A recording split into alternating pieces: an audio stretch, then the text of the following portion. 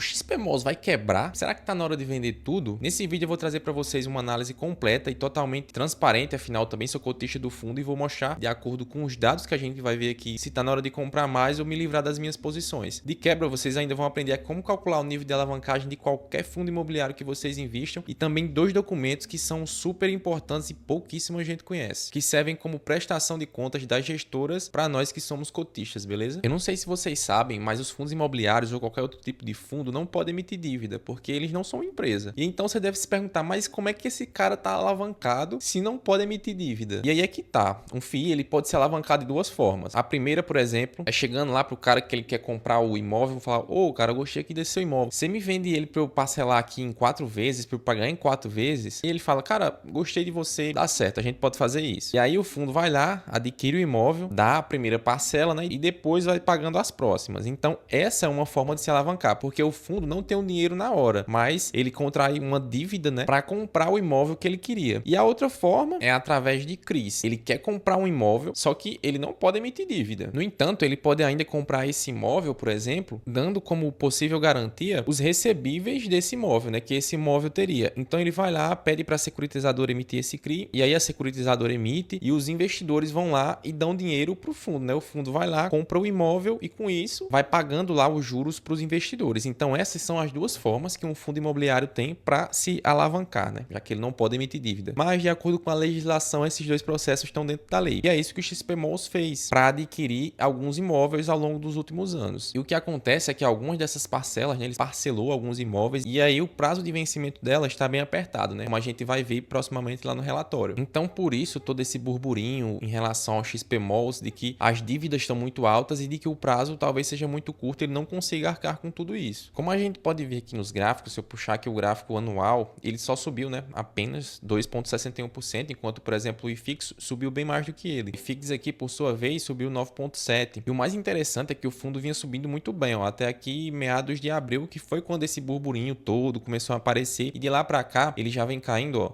5% por conta desse medo do mercado em relação às dívidas que o fundo contraiu. Para entender isso melhor, a gente vai aqui abrir o relatório do XPMOS do mês de julho. Inclusive esse relatório foi soltado dia 8, né? Hoje é dia 10, pô, tô gravando aí em primeira mão para vocês, já dá moral aí, se inscreve, deixa o like para não perder esse tipo de conteúdo mais, beleza? Então, é bom que vocês saibam que esse relatório aqui foi lançado em agosto, ele é referente a julho de 2025. No entanto, os dados que eles trazem aqui do shopping são do mês de junho. Eu sei, é um pouco contraditório, mas é assim que acontece nos FIIs de shopping centers. Então, ok, eles já trazem aqui pra gente algumas notícias, né, em relação ao mês de junho, né? Eles falam que o mês foi marcado por datas tradicionais que impulsionaram o desempenho do varejo, entre eles o Dia dos Namorados, que é uma data comemorativa que geralmente traz muita gente para os shoppings. E para você que não sabe, por que a gente conta tanto os dados de varejos e de vendas para os shoppings? Os aluguéis de shoppings funcionam de forma diferente, porque nesse caso, os fundos imobiliários, eles participam dos lucros da empresa, né? E como é que isso funciona? No contrato para cada loja, eles têm a chamada renda mínima garantida, que é o piso que a loja vai pagar de aluguel. Então, o fundo e a loja chegam lá a um consenso de que o piso é esse aqui. De acordo com a performance da loja, ou seja, quanto mais a loja vende, mais o fundo vai receber de aluguel. Por exemplo, eles têm ali um contrato que gira em torno de 5% do lucro da loja, ou então 6%, por aí, né? Só uma estimativa. Então, quanto mais a loja vender, mais o shopping vai ganhar de aluguel, porque ele também participa desse lucro. Então, aí a gente vê a diferença dos fundos de shopping para outros tipos de fundos de tijolo, né? Porque aqui o fundo ele participa do lucro das lojas, né, dos inquilinos que ele tem. E isso é muito bacana. Então, já vendo aqui esse dado,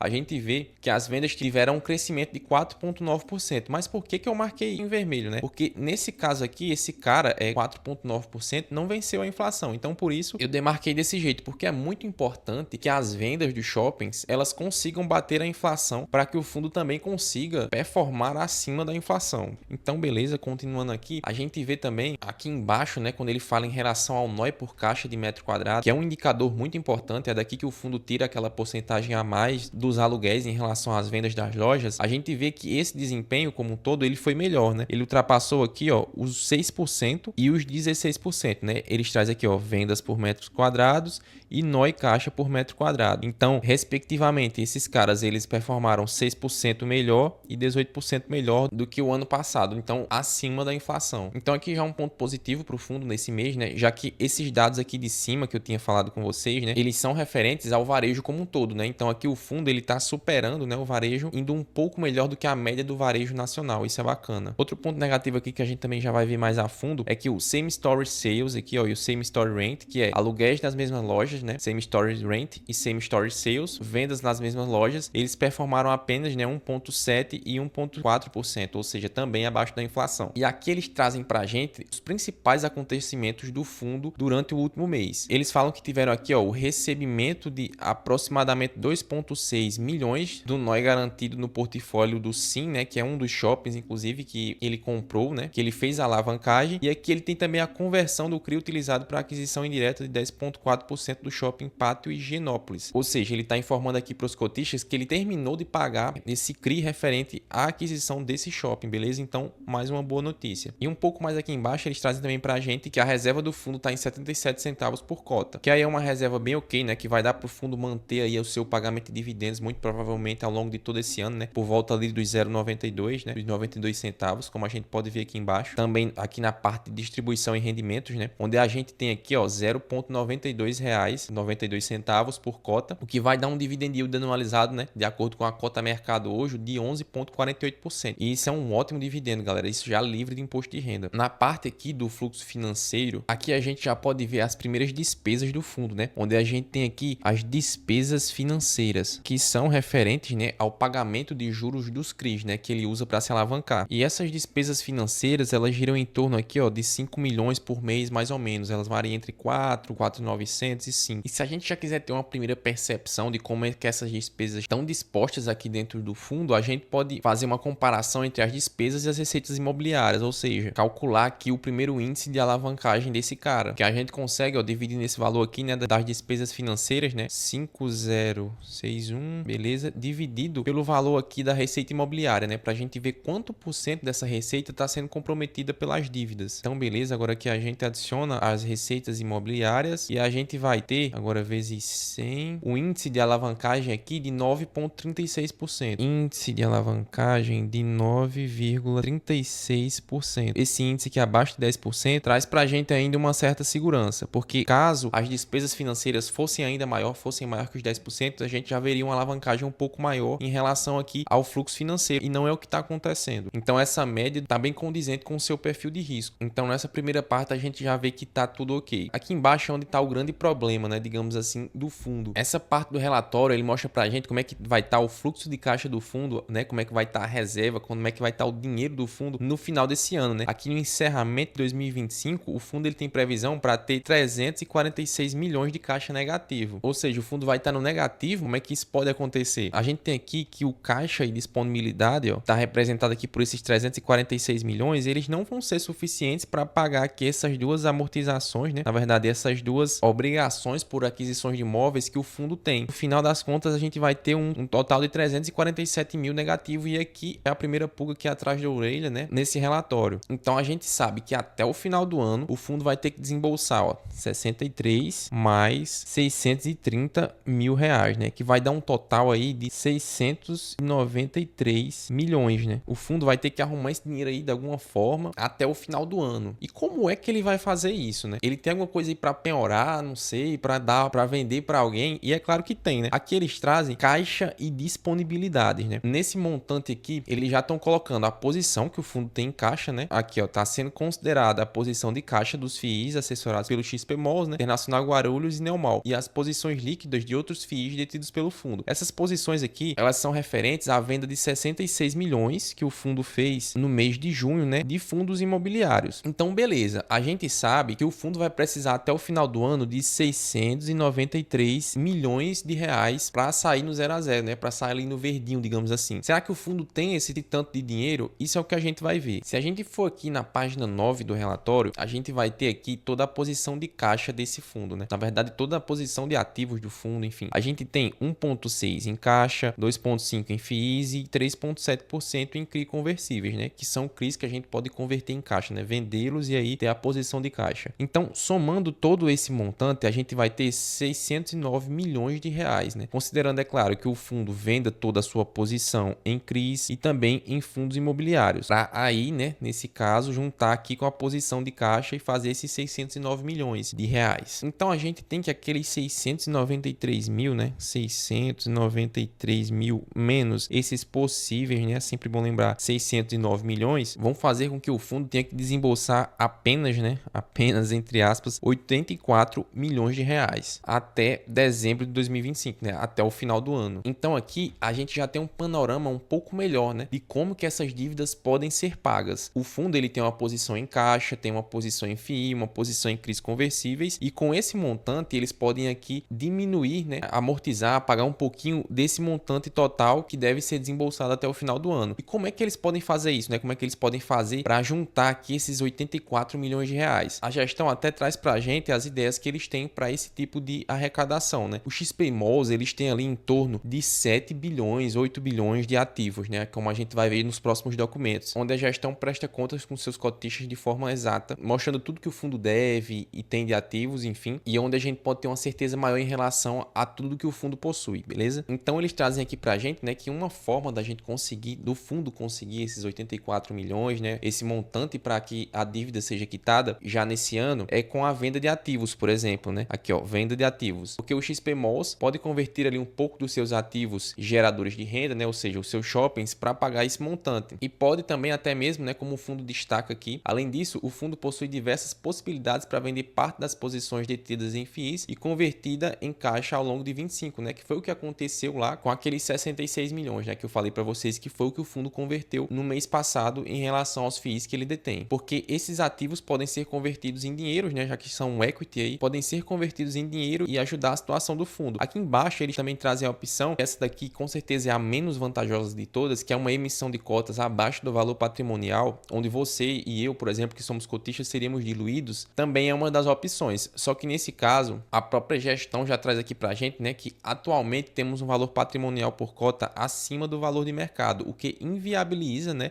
uma possível oferta de curto prazo para uma emissão de cotas. Então essa parte aqui a própria gestão já descartou. E em terceiro, a gente tem aqui uma alavancagem, né, que seria postergar um pouco mais essa dívida, né, pegando um novo CRI, por exemplo, e aí fazendo com que essa dívida ela se estenda por mais alguns anos, né? Então essas são as três formas que o fundo vê de possíveis cenários para o pagamento dessas dívidas. No entanto, aquele montante não são única e exclusivamente as únicas dívidas do fundo. Vejam bem, essas parcelas aqui, ó, essa parcela aqui e essa parcela aqui de 63 milhões, elas são por conta da obrigação, né, da obrigação de compra de imóveis. Eles trazem aqui, ó, a segunda parcela do Shopping Jundiaí, né, ou seja, esses 63 milhões são referentes a essa segunda parcela e esses 630 a terceira parcela, né, do portfólio do Shopping Sim. Fora isso, o fundo também tem uma alavancagem de CRIs, como a gente pode ver mais aqui embaixo, ó. O fundo tem ainda, ó, esses 4 CRIs aqui, né, de 158 milhões, 169, 180 e 57,7 milhões. Então, qual no final das contas é realmente o montante de dívida, né, o montante que o XP Malls deve, né? E aonde a gente pode encontrar isso? Os fundos imobiliários, eles costumam emitir 3 tipos de documentos. Um, que é o relatório gerencial, que o fundo faz do jeito que quiser, né? Não tem nenhuma padronização. O outro é o informe mensal e o outro o informe trimestral. Esses dois últimos, todos os fundos imobiliários, sejam eles de papel, tijolo, todos eles devem emitir de acordo com o padrão descrito lá pela CVM. E nesses documentos a gente tem os valores fidedignos, né, que o fundo detém em caixa ou então de dívida, de forma que a gestão, sei lá, não consiga mascarar esses dados. Então, abrindo aqui, né, o relatório, o informe mensal, a gente tem aqui todos os ativos, ó, do fundo, ó, todos os ativos, patrimônio líquido aqui de 6,6 bi, né? E mais abaixo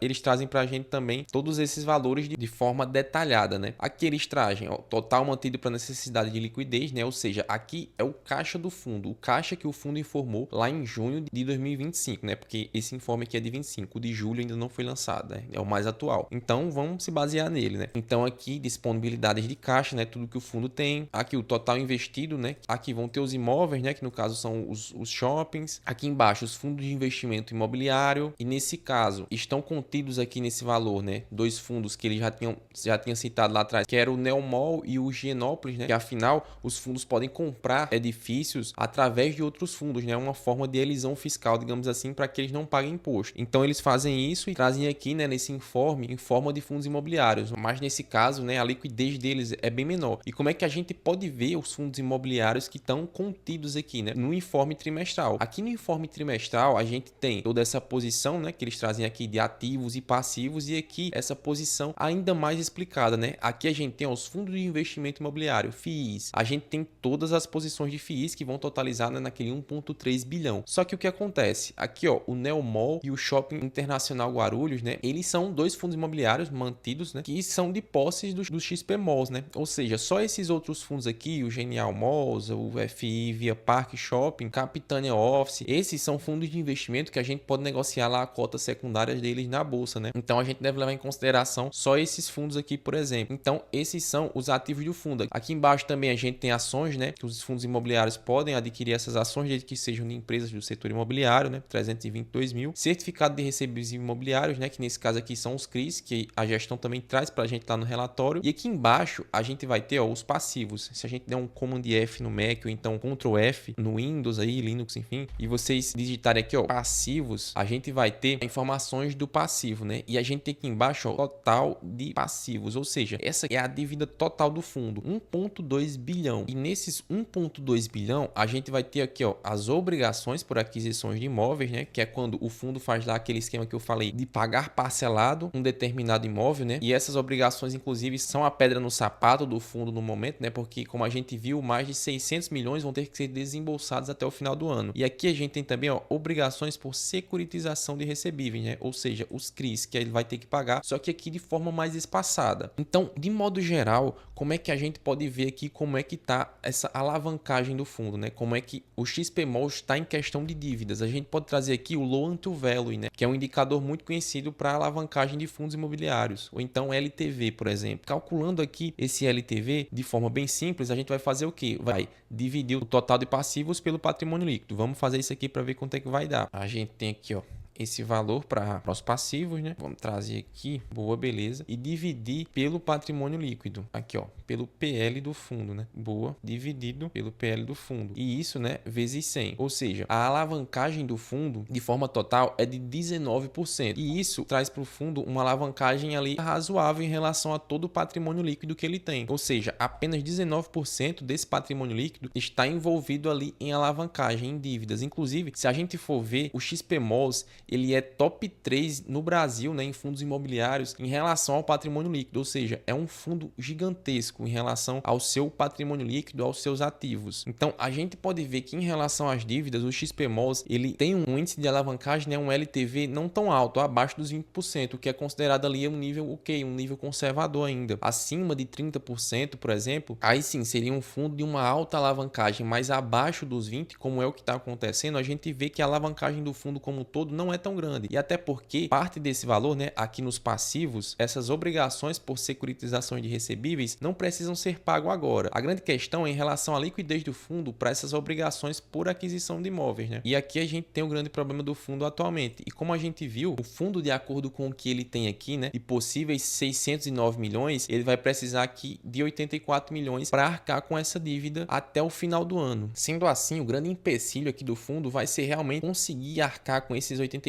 milhões, né? Esses possíveis aí 84 milhões até o final do ano. E como o próprio XPMOLs traz pra gente, eles têm várias opções para conseguir esse montante, né? Como a gente viu, né? Venda de ativos e também alavancagem, já que a emissão de cota aqui tá um pouco fora da jogada. Dessa forma, como a gente viu, o XPMOLs é um fundo que não tá tão alavancado assim como a gente pensa, porque afinal ele tem um patrimônio líquido absurdo, então ele pode vender seus imóveis, caso ele não ache uma boa venda para os imóveis, ele pode também amortizar um pouco mais essa dívida, né? Fazer uma nova alavancagem para fazer com que essa dívida se postergue um pouco mais no tempo e assim o fundo consiga arrumar caixa para o resto desse ano. Então, por ser um fundo gigantesco, como a gente viu, é o terceiro maior fundo em questão de patrimônio líquido da Bolsa Brasileira, acima de HGLG, MXRF11 e outros gigantescos da indústria, o XPMOL está bem controlado ali em questão de alavancagem. Então, só resta a gente saber o que a gestão vai fazer para adquirir aquele montante que falta, né, aqueles possíveis 84 milhões para quitar toda essa dívida até o final do ano. Sendo assim, com base no que eu vi aqui, né, com base no que a gente viu viu aqui nos dados em relação ao LTV, né, que é o índice de alavancagem do fundo ali abaixo dos 20%, e também as posições de fundos imobiliários, CRIs conversíveis e caixa que o fundo tem, fazendo com que aquela dívida amortize muito mais, eu continuo, né, com as minhas cotas e também pretendo aumentar minha posição comprando mais cotas no fundo, lembrando mais uma vez que isso não é recomendação de compra nem de venda, mas como a gente pode ver, esse fundo aqui que tem uma magnitude absurda, né, é o terceiro maior em patrimônio líquido da Bolsa Brasileira, tem aqui 0,86% de PVP, né, então ele tá bem descontado, né, tá com 14% de desconto, né, em relação ao seu valor patrimonial, e como eu falei, é ali o top 3 no quesito patrimônio líquido, ou seja, tem muita lenha para queimar aqui esse fundo realmente. Então sim, nos próximos aportes eu penso em trazer mais dinheiro aqui investido para o XPMOL, até porque a minha carteira tá aqui um pouco desbalanceada em fundos de shopping, né, eu tenho aqui que aportar mais 240. Se você está se perguntando onde é que vem essa planilha, eu mostrei aqui nesse vídeo, mostrei também toda a minha carteira e você pode pegar ela totalmente de graça, é só assistir até o final e fazer o passo a passo que eu fiz para baixar ela, beleza? Então o setor de shoppings e também o XPMOL são dois que eu estou de olho aí já para os próximos aportes. Então era isso, eu espero que vocês tenham aí aprendido alguma coisa, aprendido como analisar um pouco mais os fundos de tijolos. Se vocês quiserem, tem um vídeo aqui também sobre fundos de papel, né, onde eu explico tudo que vocês precisam saber, né, conteúdo de curso pago realmente, assim como o de hoje, onde eu calculei o LTV e por aí vai e outros índices do fundo. Então, se vocês gostarem desse tipo de conteúdo, já se inscreve aqui no canal, deixa o like de vocês, porque isso ajuda demais. Já deixa aqui nos comentários também se você tem XPMOL, se você vai continuar comprando, ou então vai vender as suas cotas. E para você que não tem, comenta aqui também se você pretende comprar ou então tá de olho no fundo, beleza? Mais uma vez, obrigado por você ter ficado até aqui. Deixa seu like e se inscreve no canal, beleza? Então é isso, valeu e até o próximo vídeo.